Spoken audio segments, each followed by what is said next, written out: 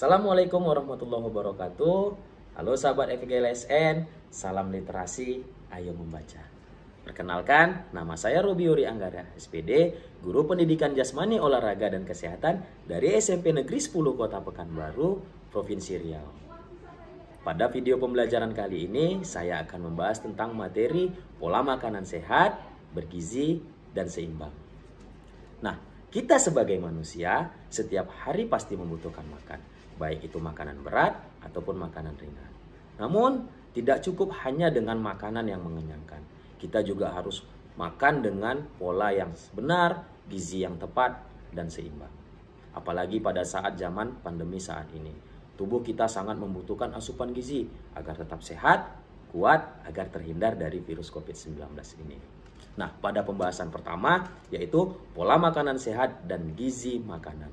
Ananda semua, Bapak ingin bertanya, pasti Ananda semua pernah membeli makanan di pinggir jalan, bukan? Apakah makanan Ananda yang beli tersebut sama dengan makanan yang Bapak tunjukkan? Nah, yang pertama ada gorengan, yang kedua ada martel atau martabak telur, nah yang ketiga ada cilor. Ini hanya sebagian kecil makanan yang ada di pinggir jalan. Masih banyak makanan-makanan yang lain. Pertanyaannya, apakah makanan ini merupakan makanan sehat? Tentu saja tidak. Karena apa? Makanan ini bukan merupakan makanan higienis. Namun perlu Anda ketahui, ada makanan yang higienis, tapi bisa disebut dengan makanan tidak sehat. Biasanya kita sebut dengan makanan junk food atau cepat saji. Apa saja contoh makanan junk food atau cepat saji yang biasa kita konsumsi? Yang pertama ada kentang goreng dan burger. Yang kedua ada pizza. Kemudian ada minuman soda. Dan masih banyak makanan-makanan junk food lainnya. Nah, Ananda, apakah ada yang tahu apalagi alasan selain makanan tadi tidak sehat, selain makanan tersebut tidak higienis? Ya, tepat sekali. Makanan tersebut dikatakan tidak sehat karena apa? Kita tidak tahu gizi yang terkandung di dalam makanan tersebut bisa dikatakan kurang, cukup, atau berlebih bagi tubuh kita. Ya, karena di dalam makanan tentunya terdapat zat makanan. Ada yang tahu zat gizi yang terdapat di dalam makanan itu apa saja? Kita akan membahasnya sekarang. Yang pertama ada karbohidrat. Karbohidrat itu bisa kita dapat dari makanan apa saja, Nanda? Ya, yang pertama ada nasi. Kemudian ada roti, ada gandum, ada kentang, kemudian ada umbi-umbian. Nah, yang kedua ada lemak. Lemak sendiri itu dapat kita peroleh dari dua jenis. Yang pertama dari hewan, yang kedua dari tumbuhan. Nah, lemak dari hewan sendiri itu terdapat dari daging sapi, daging ayam, mentega, keju, susu atau olahan susu lainnya. Kemudian lemak yang kedua, lemak nabati. Itu bisa kita peroleh dari alpukat, kacang almond, chia seed, minyak zaitun, kacang kenari, dan lain sebagainya. Yang ketiga, ada zat makanan yang disebut dengan protein. Protein hampir sama dengan lemak. Kita bisa memperoleh dari hewani, kita bisa peroleh dari nabati. Protein yang kita bisa peroleh dari hewani yaitu ada telur, kemudian ada ayam, kemudian ada ikan sarden, ada ikan tuna, ada susu, dan lainnya. Sedangkan protein dari nabati kita bisa peroleh dari tahu, tempe, bayam, brokoli, dan lain sebagainya. Yang keempat, zat makanan yang juga tidak kalah pentingnya bagi tubuh adalah garam dan mineral. Kemudian yang kelima ada vitamin. Vitamin sangat dibutuhkan oleh tubuh. Apa saja vitamin yang Anda ketahui?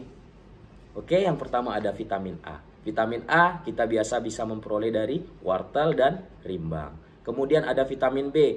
Vitamin B ini biasanya kita dapat dari jenis-jenis ikan, terutama ikan salmon. Di dalam ikan salmon terdapat vitamin B kompleks. Kemudian ada vitamin C. Vitamin C itu biasanya kita peroleh dari jeruk. Kemudian ada vitamin D. Vitamin D sangat banyak terkandung di dalam kuning telur. Kemudian vitamin E. Vitamin E pada umumnya kita dapat memperoleh dari mana, Nanda? Ya, tepat sekali. Vitamin E kita memperolehnya dari segala jenis kacang-kacangan. Karena apa? Hampir semua jenis kacang-kacangan mengandung vitamin E. Kemudian yang terakhir ada vitamin K. Vitamin K sendiri kita bisa mendapatkannya dari telur dan alpukat. Yang terakhir zat makanan itu ada air. Kenapa air?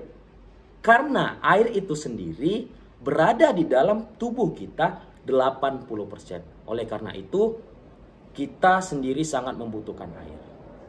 Nah, kita masuk ke pembahasan yang kedua, zat gizi seimbang. Nah, bagaimana kita atur zat makanan tadi, zat gizi tadi untuk menjadi zat gizi seimbang dalam tubuh kita? Tentu saja dengan menerapkan pola makan 3 kali sehari, kemudian dengan menu 4 sehat, 5 sempurna.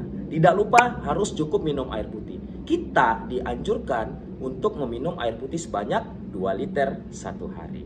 Kemudian kita mengkonsumsi makan itu harus dengan memperhatikan angka kecukupan gizi. Karena apa? Jikalau kita makan dengan porsi yang berlebih atau makan terlalu banyak, kita bisa seperti gambar berikut ini. Ada yang tahu nama penyakit apabila kita makan terlalu banyak? Ya, tepat sekali. Jawabannya adalah obesitas. Atau kita makan terlalu kurang atau gizi yang kurang juga tidak boleh. Karena apa? Karena mengakibatkan seperti gambar berikut ini. Ada yang tahu nih gambar kenapa bisa seperti ini? Atau nama penyakitnya ada yang tahu? Ya, yang pertama dikarenakan kurang gizi atau kurang makan. Yang kedua nama penyakitnya adalah stunting atau kekurangan gizi. Nah, yang terakhir pembahasannya adalah pengaruh zat gizi makanan terhadap kesehatan. Pengaruh zat gizi makanan terhadap kesehatan dapat kita lihat dari daya tahan tubuh kita atau daya kerja kita.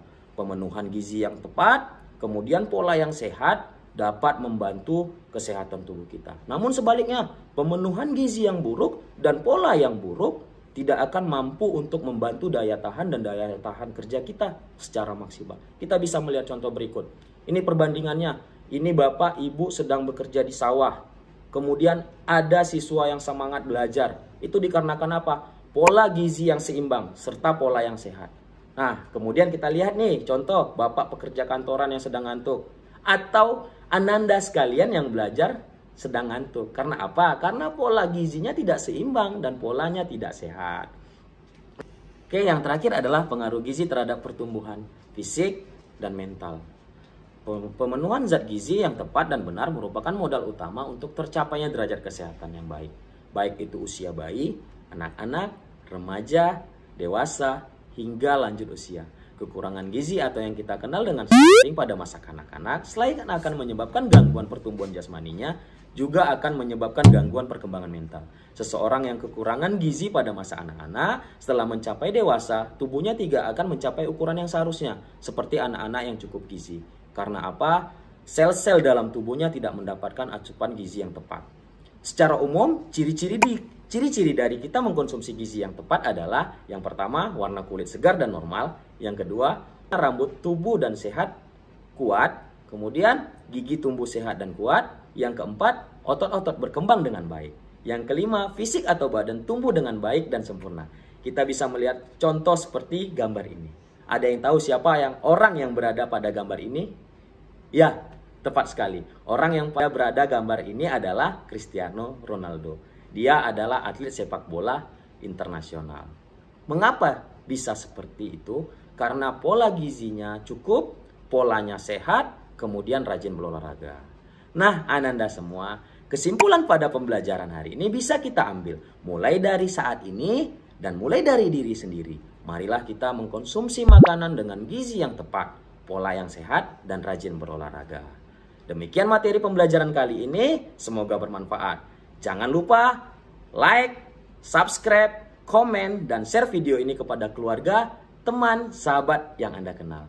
Terima kasih sahabat FGLSN, salam literasi, ayo membaca. Wassalamualaikum warahmatullahi wabarakatuh, sampai jumpa.